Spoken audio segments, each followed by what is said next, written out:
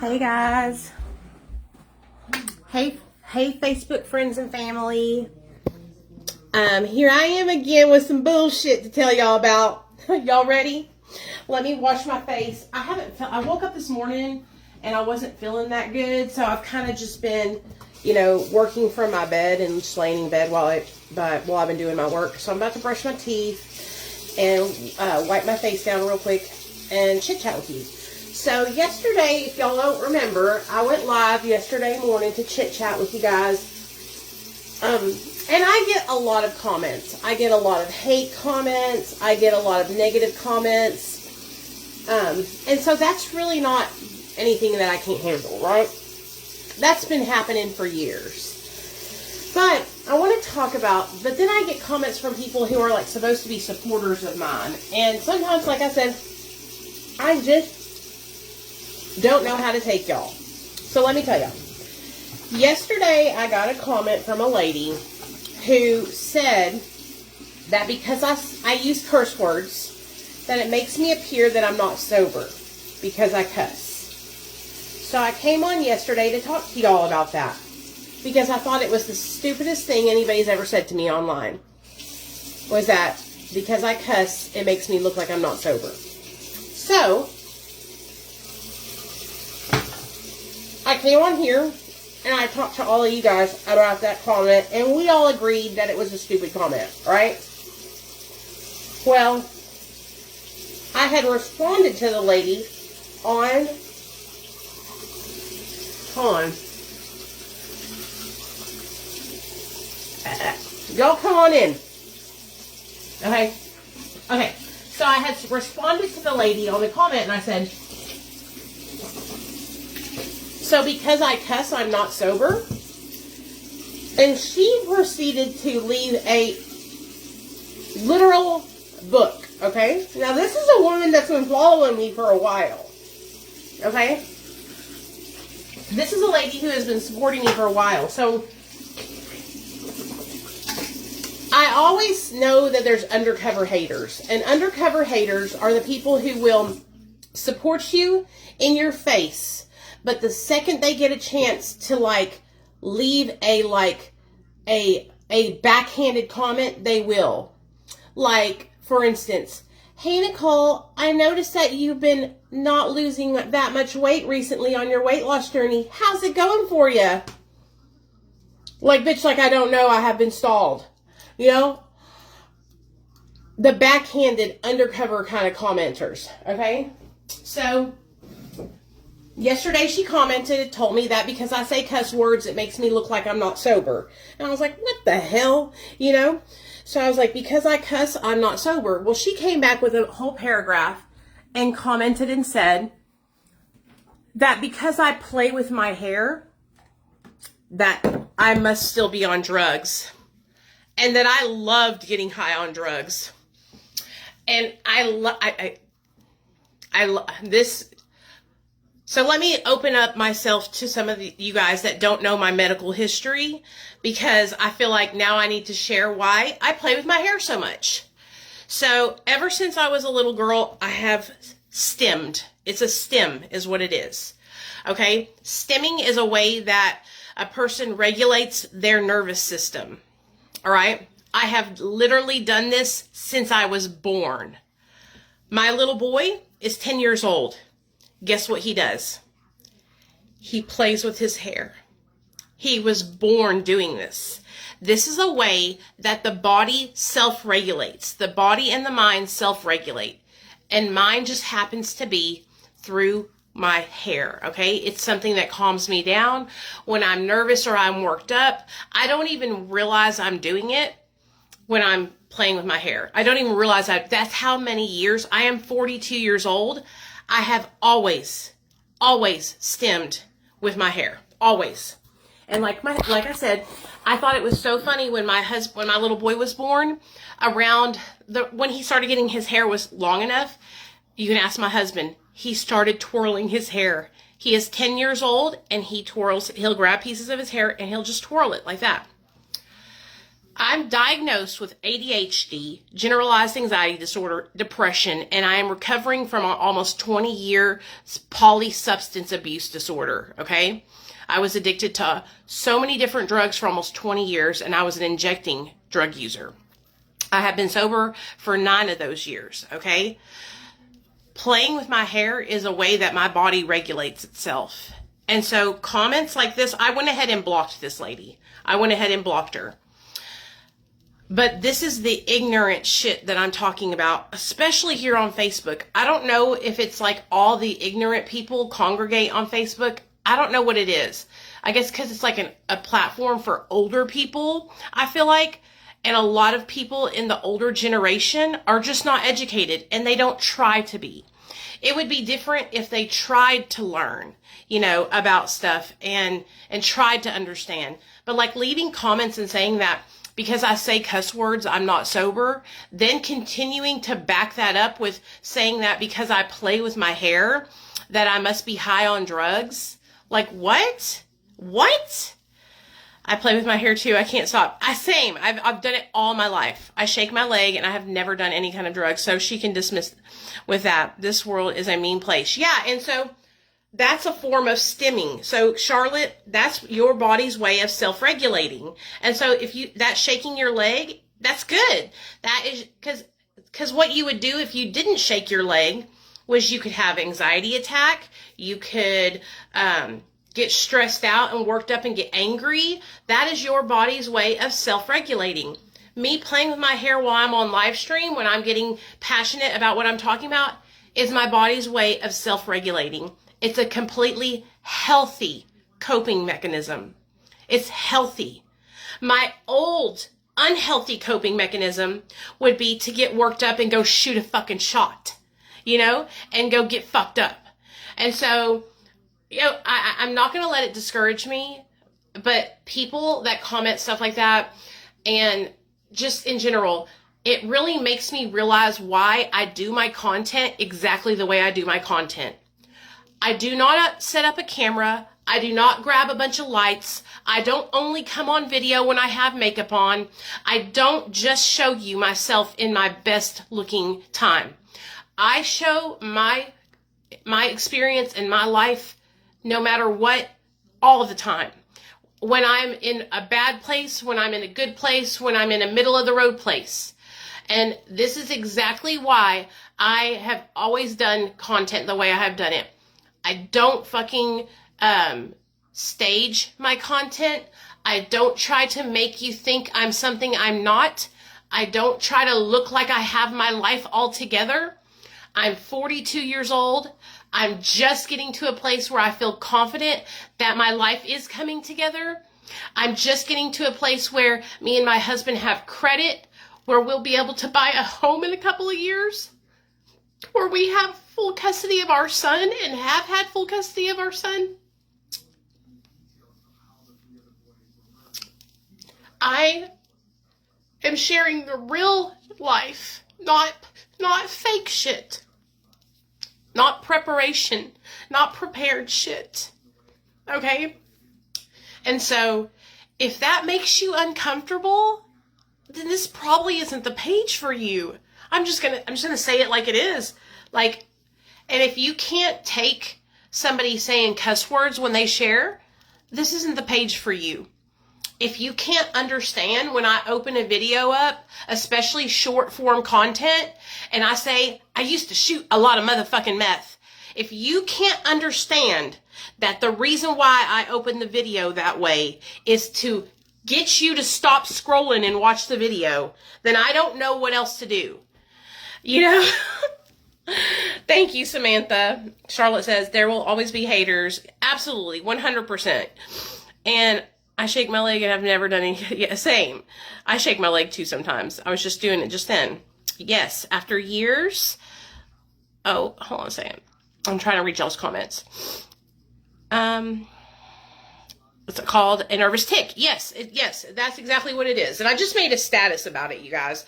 But like, I'm just trying to explain to people that like, there's a method to my madness. You know, on social media nowadays, there are so many people sharing their addiction recovery experiences, okay? And I have a lot of competition. And so I have to compete with the masses. I'm trying to get people to stop and watch my content, but if you stay and you watch my content, you actually listen to the words that are coming out of my mouth, it could change your life and help you in the best ways possible. Because I speak nothing but truth, man. Nothing but truth in my real, true life experiences. And I get very emotional. I'm very passionate.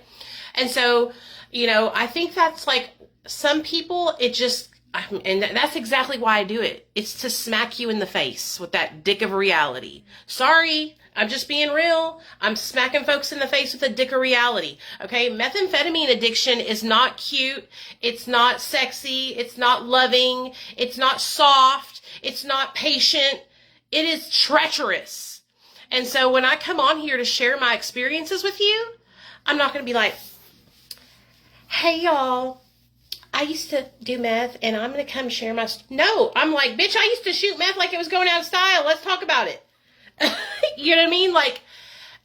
What I have realized is that I'm finding my people. Those of you guys who know what I've gone through and who have experienced it yourself, you get it. You get it. You are getting what I'm putting down, But if meth addiction was soft and cute and cuddly, then I would have stayed in my active addiction and I wouldn't even be on here talking to y'all about it. Okay. And somebody else said to me, you almost seem like you're proud of it. Common sense isn't so common anymore. Okay. It really isn't.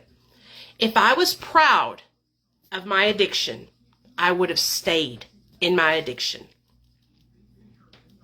Common sense shows you that obviously it wasn't working for me. That's why I chase recovery so hard like I do. That's why I'm so serious about my sobriety. My account, you guys, is not a religious account. It's not an account where you're going to get Bible verses. I love God. God has helped save my life. He is in my life every single day. But that's not my vibe, okay? My vibe is meeting people where they're at, all people. And that means people that maybe don't believe that way. And so I don't want to put that heavy religious undertone in my content because I don't want to alienate people who don't believe that way. I am trying to connect with people who have been in the trenches. All right? So, and that's no offense to people that are religious. If that is what you really love doing and you're passionate about that, I support that. I'm not passionate about that. That's not, my passion lays in connecting and relating with people. Okay? My true passion is about my true passion is about fostering a community connection, connecting with people on their level. Okay? Can you imagine if I tailored my content to look perfect and I only came on here when I had my full face beat makeup on, my really great lighting shining on me, my hair perfectly curled and done the way it should be, my outfit perfectly done? Who would be able to relate to that? If you're in that era of your life where your life looks so perfect and you're like picture perfect, aesthetic, baby, like I tell the girl I work with, we work doing social media content together. She's the aesthetics girl. That's not my lane. I can't do it. It's not my style. My style is raw, real, authentic. My style is coming at you from the toilet bowl. As you can see, that's where I'm sitting, on the damn toilet. Okay? That's my style, is just genuine authenticity. It's just me, and so if you're coming here and you're looking for like a professional vibe, if you're looking for like you're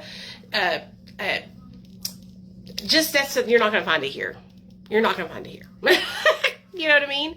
I am trying to, work my way. Me and my husband are trying to work our way out of all the mistakes we made in our 20s and 30s. We are working our asses off to be good parents. We are working our asses off to save money. We are working our asses off to work towards getting our credit even better so we can put a down payment on a home and buy our own home so we don't have to rent an apartment anymore, you know? So if you're like I am and you're at that, like, I'm not just getting started, but I'm kind of like in the middle of my journey. You know, if you're in the middle of your journey and you can relate, you know, follow me. If you're just getting started and you need some inspiration, somebody to look up to that started out with nothing and now I have a little bit of something, come on along for the ride. But I'm not perfect. I don't claim to be. I'm not a medical professional. I'm not a therapist. I'm not a doctor. I'm not a counselor. I'm just a girl in recovery trying to share my story. That's all. Just trying to share my experience from my perspective. That's it. Hey, Jessica, anybody can post videos, and that's what I'm saying, like, and you would be surprised of the people that could relate to you feeling that way and feeling like you are scared, because so many people start out their journey like that. So what I say is, don't let, like, perfectionism is procrastination, and it'll keep you from ever starting. So if you want to start something and your passion is to make content and share your journey with people, then do it. Just do it. Can you imagine all those years that I just got started 6-7 years ago when I first started making content? Can you imagine if I just stopped because it wasn't perfect, or stopped because I have a pimple right here and a pimple right here? It literally looks like a devil horn coming out of my head, but I'm still here with y'all. Can you imagine if I stopped when this tooth had to get pulled out? Remember that last year? When my tooth had to get pulled out and I was embarrassed as hell, but the show must go on. So I live streamed through the whole thing, showing y'all what it was like to be Toothless McGee for a fucking month. I had no tooth for a whole month and I was so mortified. But I still showed up. I still came on. We still did our recovery support group stuff. We still did our little meetings. I guess I kind of count these as like little recovery meetings that we can just chit chat and talk about recovery and stuff, you know? So can you imagine if I didn't make content because I blew up and gained 100 pounds? You know, that was also something I really struggled with, and was really hard for me to be authentic and sharing my journey through that 5 years of being really, really overweight. Now I was a super fat. Now I'm just a fat. When I was a super fat, I still showed up. You know what I mean? Now that I'm a fat, I'm still showing up. But I'm kind of trying to tell people that I think a lot of new people have come to my account here on Facebook. I'm trying to let people know what to expect, you know? And I just want people to understand that, like, I'm just sharing my journey. I'm just a regular person just like you. You know, I'm not a super influencer. I'm not making hundreds and thousands of dollars online. I was lucky for the couple of $1,000 I was making from Facebook for those couple of months that they were actually paying me. You know what I mean? Now I don't make anything from Facebook. I simply post because I enjoy helping others. I enjoy sharing my experiences. I want people to know that they're not alone. At the core of my being, ever since I've been a little girl, I have always been very, very loving and caring, and I've always wanted to help people. Always, ever since I was a little kid. And so it's not a surprise to my family, to anybody that knows me and loves me, that I love sharing and advocating for people and connecting with people online through our similar struggles. It's no surprise that I chose this line of, I guess you could, it's not at work, this hobby, right? And to share my experience this way. So anyway, I just wanted to come on here because I want people to understand that when you are watching someone, a lot of people that have done drugs for as long as I did, they don't record themselves or make videos. They're ashamed and embarrassed. And so I'm letting people know, like, some things I do that you might think are not normal, they're parts of the residual effects of methamphetamine addiction. And all the years I was injecting that drug into my body, it fucked up my nervous system. Okay? And so when I get to talking and I'm twisting my hair, please understand and try not to judge me. It's not because I'm high on drugs. It's just the way I regulate my nervous system. I've done it all my life. Like I said, since I was a baby, I've always twirled my hair. My son also twirls his hair, and he's 10. And he's done it since he's had hair to twirl. It's just a way that we self-regulate in our family. My sisters do it as well. If you know my sister Michelle or my sister Christine, we all twirl our hair. It's just a self-regulation, a stem. So I wanted to share a little bit about that, and maybe I need to do some more content and education about, you know, the effects of drugs on your body long term, because maybe people don't realize it. Or maybe it's because I'm trying to understand why somebody would comment that on my page. I think a lot of it has to do with the stigma of addiction. I believe that people have a preconceived idea of what somebody who used to use drugs should look like. And then when that person doesn't look like a person who used to use drugs, because I get a lot of those comments as well. Oh, you don't really look like you use drugs. But then when I act like I have used drugs before, then it kind of confuses the person. Like, she doesn't have, they almost expect me to come on here after hearing all the stories of how I use substances for so long and have, you know, no teeth, or have my teeth really bad and have my skin really bad. And I'm here to tell you that drug addicts and alcoholics, we come in all different shapes and sizes,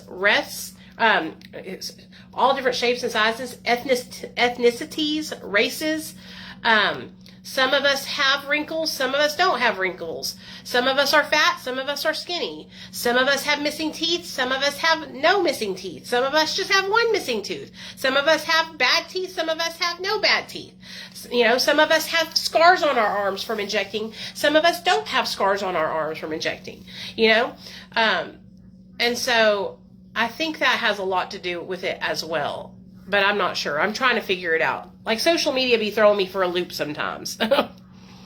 You know?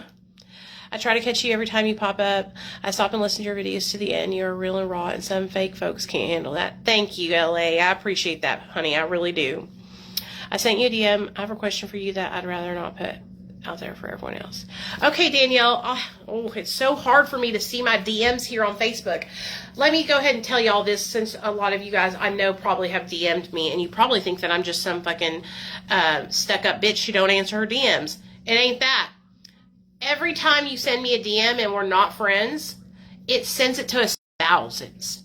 So if you really want to message me and you want me to see it, message me on Instagram.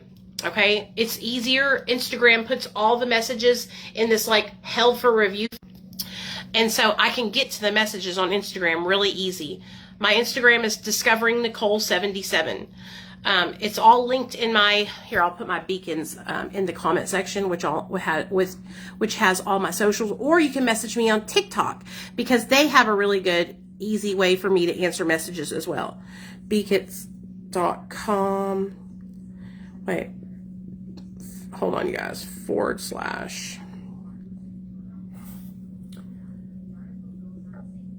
I don't know with it.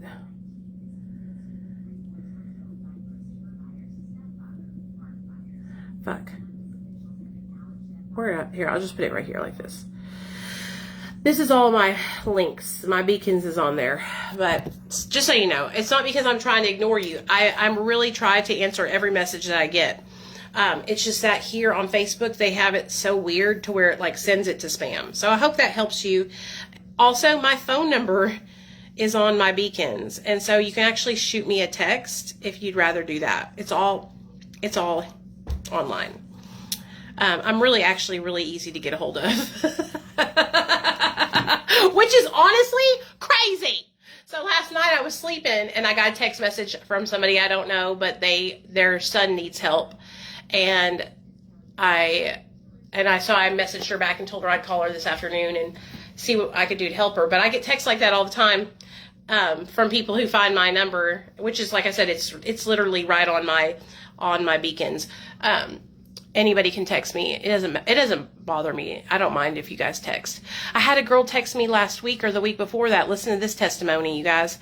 So she found my number on Facebook and she texted me, and her sister, her husband's sister has struggled with addiction all of her life. And so she was in the hospital, and she was about to get out of the hospital, but they didn't want her to get out and be homeless.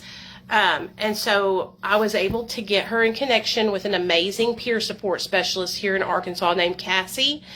And Cassie was able to get this girl into treatment, and she went into treatment straight from the hospital, so she didn't have to go onto the streets, which is a really big deal, because a lot of people, especially here in Arkansas, if somebody goes into the hospital on an overdose, they don't hold you there. They don't tell you, like, you have to stay here and go to treatment, or a lot of times nobody will even talk to you about treatment. I was in and out of the hospital here in Little Rock. I would overdose all the time, you guys. And I would wake up, and when I wanted to leave, I would leave. And nobody would try to stop me. Nobody would come try to share with me about getting help. They would just let me leave. And so I always wonder, like, why aren't there people that, like, work at the hospital that, like, know somebody came in on an overdose and then go in and say, hey, you know, I know you came in on an overdose, and I want to share my story with you, and share that, you know, you're in recovery, and then say, if you want to get help, I can get you some help. Because that would never happen to me when I was in the hospital, ever. And so I just thought, you know, why isn't that done? Because think about how many people that might actually take help if somebody in the hospital went to them and said, hey, there's options. You know, you don't have to keep struggling alone. So anyway, I'm sorry if my last two videos have been kind of ranty, but I just got my live stream privileges back here on Facebook, you guys. And I feel like every now and then I just got to set the record straight. You know, like, I am very, very blunt. And I don't, if you're needing your recovery message to be delivered in a sweet package with bows and whistles, I'm not the girl for you. Okay? I'm going to tell you how methamphetamine ripped my fucking life to shreds. I'm going to tell you how it felt when I injected it. I'm going to tell you why I kept injecting it, even though I knew it was bad for me. Okay? Because I want people to understand. And so I share so much great information about getting and staying sober. I just put a video up over on my YouTube channel, and I'll share it here on Facebook as well. All about my, I call it my, it's a 30-day regimen. I'll share it with you guys right now. So if you're somebody who is in early recovery, or, you know, like, you're just getting, it can be for anybody. Anybody can use this method, but to me, it really would be beneficial if you're just getting started on your recovery journey, or you're within your first year or two. Okay? I call it the monthly management. Okay? So basically what you're going to do is, over a span of 120 days, you are going to incorporate 4 brand new habits into your life that are going to help change your life. While you're incorporating these 4 brand new habits into your life, you are going to be taking a brain boosting supplement, okay? The brain boosting supplement I'm talking about is dopamine booster. I'll link it. I'll post it on my page for you. It's on my TikTok page if y'all want to check it out. It's on my TikTok shop. It's in a black bottle, and it's like dopamine brain booster, but it is amazing. It has vitamin A, vitamin B, vitamin C, L-tyrosine, L-theanine, all these amazing brain boosting supplements in one supplement pill that you can take. So while you're taking this supplement, all right, you're going to change 4 things in your life, but not all at one time. Only 1 thing a month. So the first month, you're going to solely focus on, okay? The first month, you're going to solely focus on journaling and gratitude, okay? So every day when you wake up for the first 30 days, you're going to make yourself a list of 5 things you're grateful for. And at the end of the day, you're going to journal how you felt that day. Every day for 30 days. Okay? Just make a real good college try at it, right? Really put some effort into it and do that for 30 days. Okay? On your second 30 days, this is when you're going to start changing things in your life, like habits. You're going to start drinking 8 8-ounce glasses of water a day for 30 days. So, by the end of the 60 days, you're going to be writing your gratitude list in the morning and journaling in the evening and drinking your 8-ounce glasses of water a day. You're going to have those 2 healthy habits that you've established in 60 days. Okay? Then, on the 3rd set of 30 days. All right, okay, are y'all following me here? Okay, you're going to start incorporating eating whole fruits and vegetables and non-processed foods. So, you're going to go from, your life's going to be in shambles, right? Most of us are eating really unhealthy. Most of us are not exercising. Most of us are not drinking plenty of water. So you're going to start out with gratitude and journaling the first month, adding your more water the second month, and the third month you're going to start eating whole fruits and vegetables and non-processed meat, right? Like food that you can cook, not Hot Pockets, not Zuzus and Wham Whams, not Little Debbie cakes, not fucking pizza pies, not burritos in the package. You're going to make these things yourself, and it's going to change your life, okay? All while you're taking your brain boosting supplement, all right? And then on the 4th month, you're going to incorporate 3 to 4 days a week. You're going to start walking 3 to 4 miles. And you're probably going to ask me, why are you doing these things in 30-day intervals? Because what have we all done before when we're trying to change our life? We try to change everything all at one time. And then what happens? We might make it a week or 2, and then we fail. Everything falls apart. We stop doing it. We stop eating healthy. We stop walking. We stop drinking our water. Everything falls to the wayside. So, my thought process, and because it worked for me, that's why I'm telling you guys this, because I was your perpetual failure, okay? I would start a healthy eating journey, and I would try to change all my habits in 1 week, and I would fall off the next week, okay? So my thought process is, for me, whenever I was tapering off of Wellbutrin and Lexapro, I would only go down less than 10% every 30 days. So my thought process was, that was like a really good time range for me because it gave my body plenty of time to adjust to the changes I was making to it. So when I developed this little program in my mind, my thought process was, I want to give the person who is making and adding these healthy habits and changes to their life time to really get that habit and that change worked into their lifestyle, right? Like it be a working part of their mind. And so that's why it's really important to do 30 days of doing your journaling and your gratitude list, okay? Then you add to that the second 30 days, drinking the 8-ounce glasses of water for 30 days. Then you add to that, right? Eating the whole fruits and vegetables and whole meats, right? The fresh food and actually cooking your meals. And then you add to that the moving your body 4 days a week, 3 to 4 miles a day, just walking, no running.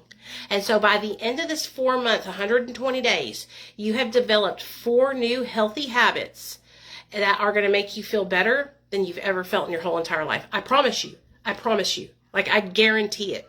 Why do I guarantee it? Because it happened for me. It made me feel so much better.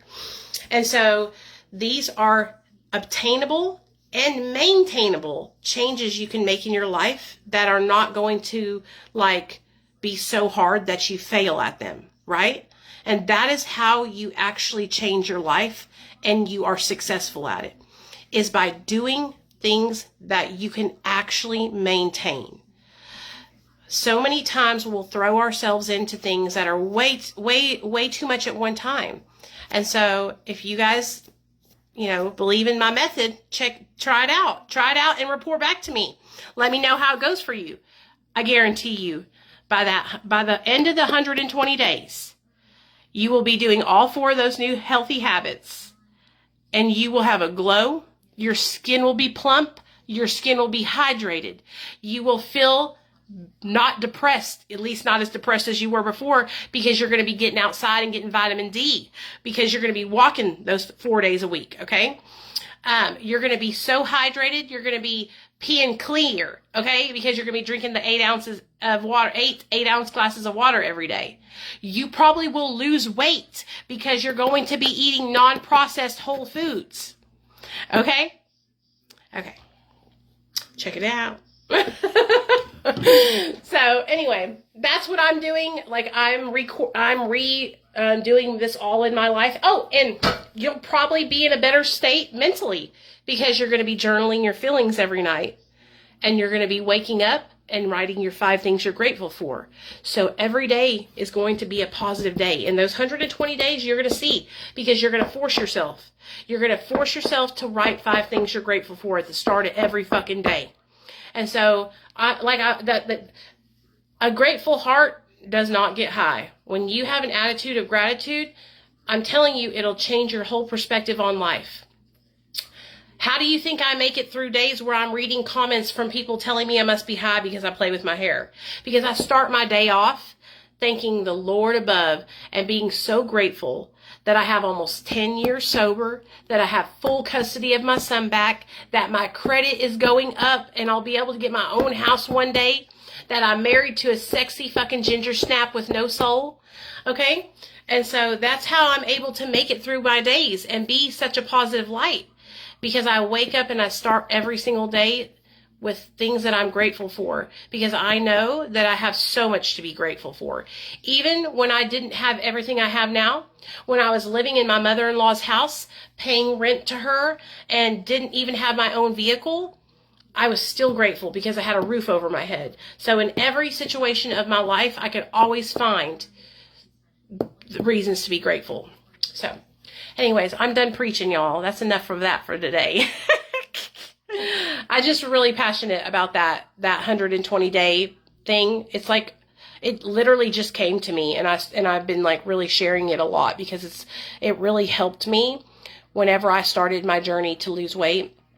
And I've lost, because I've lost almost 65 pounds the last year. When I started on this journey, that is how I was able to actually stick with it, was by incorporating slow changes in 30-day intervals. So, anyways, and I still have my cheat days. Like today I had a cheat day, and me and my husband had nukes, and I had strawberry cake. It was so good. I did not need to eat that strawberry cake. But everybody deserves to have a day where they just eat what they want to do, eat what they want to eat, and they enjoy it. You know what I mean?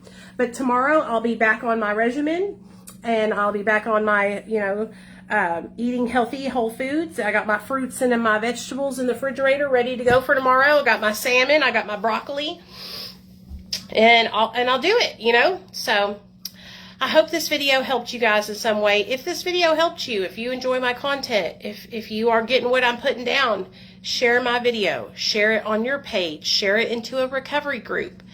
Tag somebody you know that maybe needs this kind of this support and this information. You know what I mean? And help me out here, because that's how I'm able to get my message out there, is because of you guys. Without you guys, I wouldn't be able to get my message out. So I really appreciate y'all for supporting me. I hope you guys understand. I hope me coming on here and talking about, why I play with my hair, and kind of maybe sharing a little bit more of looking into it, because I think it's really easy to just judge people, from the outside looking in. And so I hope people understand a little bit better. But if I ever started using drugs, right? I'm just going to tell y'all something. If I ever started getting high again, I would not be on social media. I have a really hard time with psychosis when I get high. And so after about 1 or 2 days up without any sleep, I can't function. And so if I ever relapsed, y'all would know, because I wouldn't be on here. If I ever relapsed, most likely what I would do, I'm just going to keep it real, is I would probably come on here and tell y'all that I was not in a good place and that I was going to take a break and I would be gone. But that ain't going to happen, because I love my son and I can't do that. There's no days off. I have a child and he depends on me for his life. And so I'm being honest with you guys. If I used, I would go into psychosis and I would be unable to care for my child. And so that can't happen, but just for anybody that ever wondered, I'm not one of those recovery influencer, video maker people that lie. Okay? Like, I'm not going to lie about a struggle. I'm not going to hide from my shit. Like, if I was going through it, y'all would know about it. Shit, if I was going through it, I'd probably come on here asking for help. Who knows a good... I know I have plenty of people that work at treatment that follow me. Who's got the best treatment center? You know what I mean? Which, honestly, I know better. I know I shouldn't even recommend that, because that's not how you should find a good treatment center. Let me take that back. I would never come to the internet and ask for help, because there are places out there that prey on you. So what I would do is I would reach out to the doctors and therapists that I have worked for in the past, and I would get them to help me. I would go to the professionals, y'all. Go to the professionals and do your research, because there's a lot of really fucked up places out here that they just prey on you for like your insurance and to make money. And yes, I'm cleaning my ears on this live stream. Don't judge me. I just saw those Q-tips and I thought, oh, I need to stick that in my ear right now. But anyways, like I said, I am very much so just a real ass bitch, and this is my life. I don't sugarcoat my life, and I don't put on a show. You know, this is a very serious matter that I talk about, addiction. It's not something that I think is funny. It's serious, and it has affected my life deeply. And I hope that through my content, I can teach other people, so that way they don't have to make the same mistakes I made. I don't want people to struggle with addiction like I did. I don't want you to lose your families like I did. I don't want you to lose custody of your kids. I don't want you to sell your body like I did. I don't want you to catch hepatitis C like I did. I don't want you to be ARD like I was. I don't want you to steal and cheat and lie like I did. I don't want any of those things for any of y'all. And so that is why I share the way I share. Because like I said in the beginning of this live, addiction isn't pretty. It's not soft. It's not patient. It's not loving. It is everything. It's treacherous. And so I choose to share the way I share purposefully. So I love you guys. My mom just moved to Little Rock. She's been sober 6 years. I think she may have relapsed when she got out there, but she swears she's... Oh gosh. Ariel, you call BS. I do too. This is where I used to get high, honey, was in Little Rock. So just, Ariel, I never like to judge somebody or accuse somebody of using, right? But just from that, her saying like there's no drugs or addiction in Little Rock, like, Mom, be so for fucking real, you know? But the best thing to do is to not like accuse her of that. What I would do is I would come at it from more of a like, I would try to approach her about that in a more like, hey Mom, how are you doing? Have you been struggling with anything lately? How are you feeling? I know it must be really tough to move to a new city. Is there anything that I can support you with? That's what I would do. I would redo how you come at it, and come at it from a more of a like, you're seeking out ways to support her and help her better herself, and then I bet you get the real information. So I hope that helps. But like I said, if you guys need to get a hold of me, the best way to message me and me to see the message is on Instagram. So let me go ahead and, like I said, I'll write my Instagram name right here. Discovering. Oh, here's our recovery group if y'all want to join it. There's our recovery group. And then here's my Insta.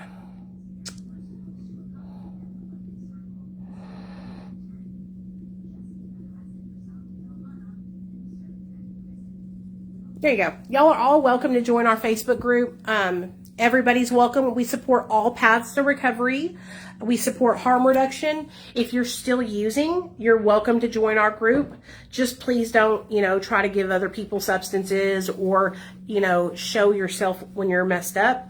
But other than that, you're welcome to join, because we understand, that everybody's got to start somewhere. And we support all pathways, Cali Sober, MAT, abstinence, religious pathways. We just really try to meet people in the middle with no judgment. And so it's more of a community vibe. Like, it's not so much like me posting all the time. It's everybody sharing there in the group. So y'all are all more than welcome to come. But yeah, thanks for listening to my TED Talk. I love y'all. Okay, I'm going to go do some work, and I got to type up a Facebook Live outline for a client. And then I need to type out like 20 or 30 really good blog article ideas for an addiction recovery treatment center. So that's what I'm going to be doing for the next hour or so, is coming up with blog content ideas and a Facebook Live outline. So I love you guys. I hope y'all have a great day, and thanks for listening. Bye.